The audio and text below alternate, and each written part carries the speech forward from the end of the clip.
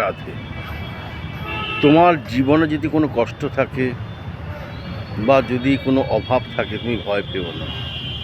তোমায় কারোর কাছে মাথা নত করতে হবে না। তুমি ভগবান শ্রীকৃষ্ণ আর মহাপ্রভুর কাছেই তোমার মনের কথা জানাও।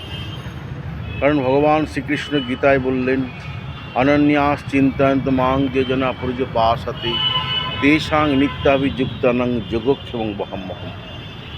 কেউ যদি অনন্য চিত্ত হয়ে একনিষ্ঠভাবে আমাকে ডাকে, তাহলে যোগ তার ঘরে যেটা নেই আমি সেটা তার ঘরে পৌঁছে দেবো। বহাম্যহম বয়ে দেবো। ক্ষেম আমি সেটা রক্ষা করব। অতএব শ্রীকৃষ্ণের চরণকে আশ্রয় করো, তিনি তোমার সব ইচ্ছা পূরণ করবেন।